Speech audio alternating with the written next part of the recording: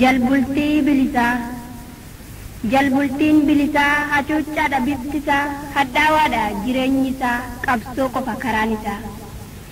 aabboo kiyyaa aabboo qeerrootuutaa hanga bilisummaatti eeyee ni rakkadha jalbultii bilisaarraa silaas maal eeggadha lolaan bilisummaa hamma guutee dhufutti dambaliyee diinarra hamma dhangala'utti irreen qabsoo keetii hamma sama golchutti dooniin taayitaasaa hamma ittiin citutti diinni andu'een jedhu hamma waalamutti alagaa qubataan garata deemtutti ija sitti baasa karaa darbaa dhowwee daarii sitti darba akka waan hattee quba sitti qaba qabeenya saamamtee harka duwwaatti hafta maqaa ilmaan keetiif hidhamtee hiraatta.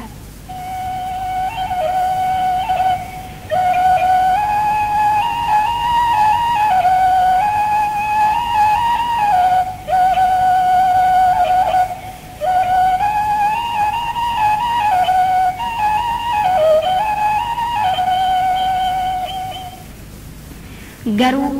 kan si boonsu malee hojjaan ilmaan keetii seenaa kaa duratti si qaanessa miti bira darbi malee biddii kiitti booni qoma dhiibi malee gadin goobatini egeree kee laali hin dunuunfatini lafa laalchis malee lafan ilaalini jalbultiin bilisaa kanaan sodaatini jabaadhullee malee hin sarminiif garuu jalbultiin namoomaa kuwwaanuma jiru abbiyyoo jabaadhuu dhibee mo'adhuuti ayyoo haadha gootaa rakkoo danda'iiti ciqilee dhaabbadhu al tokkol jedhiiti mee ilaali yoos jabaattaa jarreen diina keetii jalbultii bilisaa sobdee sitti hammaatti borbadiisa ishee akka tahe beekti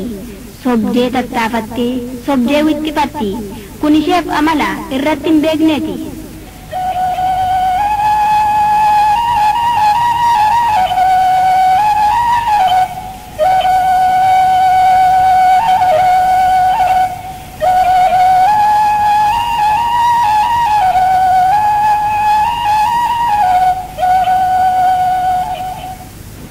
Qabsoon diina raasu siin miila jabeessa egereen dukkanaa siif hoo balaqqisa